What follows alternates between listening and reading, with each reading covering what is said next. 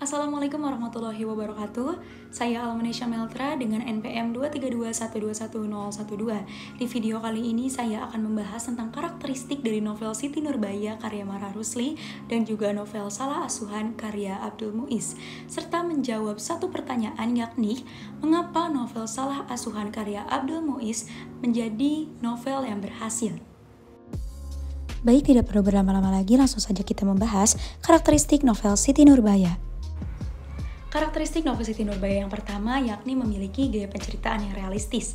Di sini Mara Rusli telah berhasil membuat novel dengan gaya penceritaan yang realistis yang juga mendalam dalam menggambarkan kehidupan masyarakat Minangkabau pada masa itu. Berikut ini adalah contoh kutipan teksnya.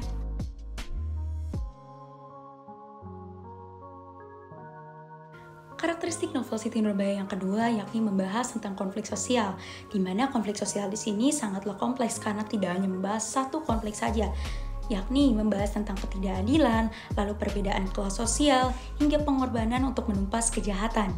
Berikut ini adalah contoh kutipan teksnya.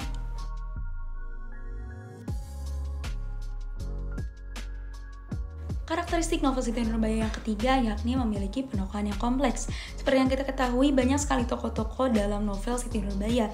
Di antaranya Siti Nurbaya itu sendiri, lalu Syamsul Bahri, Baginda Sulaiman, Datuk Maringgi, dan masih banyak lagi. Dan pastinya setiap tokoh tersebut memiliki latar belakang yang beragam. Contohnya seperti Siti Nurbaya yang penuh akan pengorbanan, lalu Syamsul Bahri yang sangat ambisius. Berikut ini adalah contoh kutipan teksnya.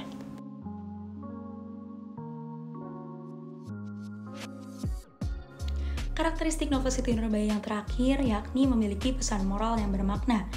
Seperti yang kita ketahui bahwasanya bukan hanya tentang kisah cinta tragis yang terdapat dalam novel Siti Nurbaya, namun di sini juga kita berhak melihat bahwa pentingnya emansipasi wanita, pentingnya untuk menegakkan keadilan, dan juga perjuangan untuk membela kejahatan. Berikut ini adalah contoh kutipan teksnya.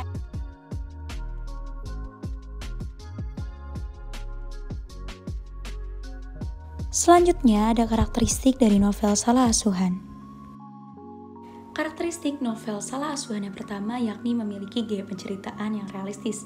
Di sini dapat kita lihat bahwasanya Abdul Muiz berhasil menggambarkan ceritanya dengan menggambarkan kehidupan masyarakat Betawi pada masa kolonial Hindia Belanda pada saat itu dengan secara realistis. Dan pastinya ini termasuk dengan konflik sosial dan juga budaya yang ada pada saat itu. Berikut ini adalah contoh kutipan teksnya.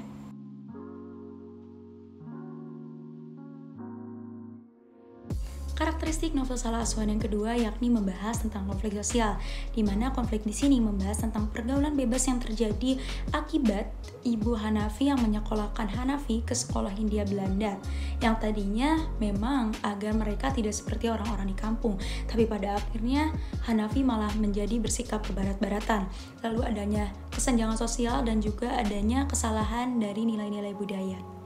Berikut ini adalah contoh kutipan teksnya.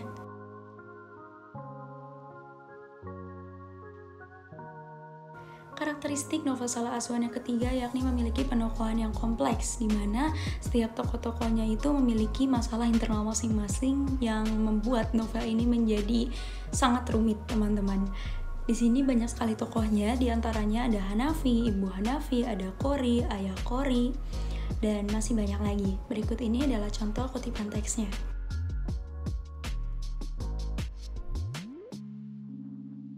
Lalu yang terakhir yakni memiliki pesan moral yang bermakna, di mana di sini novel Salah Asuhan mengkritik tata nilai sosial yang ada pada masyarakat. Jadi intinya kita tidak boleh membedakan antara masyarakat pribumi dan juga masyarakat dari kolonial Hindia Belanda.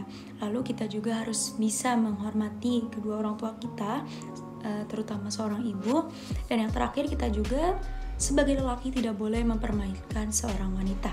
Berikut ini adalah contoh kutipan teksnya.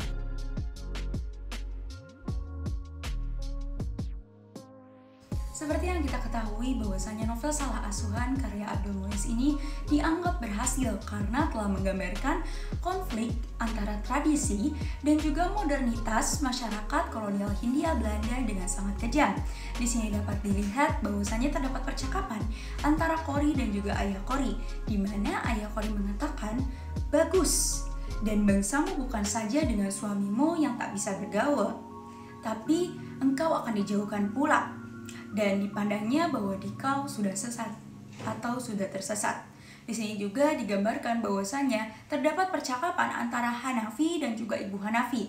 Ibu Hanafi mengungkapkan bahwasanya di rumah gedang di Koto Anau kita bisa duduk dengan menabur lantai di sepenuh rumah. Tapi di sini di kota kita hanya menerima tamu orang Belanda saja. Disinilah para pembaca merasa tertarik dan juga terpikat karena berhasil dipermainkan secara perasaan dan juga emosinya, yang pada intinya adalah di mana bumi dipijak, di situ langit dijunjung. Artinya, ketika kita menemukan pendatang baru yang datang ke negara kita, kita seharusnya harus bisa memastikan bahwasanya apakah pendatang itu bisa menghormati dan menghargai budaya dan juga adat yang kita punya. Karena apa? Agar terciptanya hubungan yang harmonis antara kedua belah pihak. Maka dari itu novel ini dianggap berhasil karena dapat mendobrak dan menghasilkan corak baru dalam sastra modern. Di sini juga bisa kita lihat bahwasanya hingga tahun 2008 novel ini berhasil dicetak ulang hingga 36 kali. Sekian dari saya, terima kasih. Wassalamualaikum warahmatullahi wabarakatuh.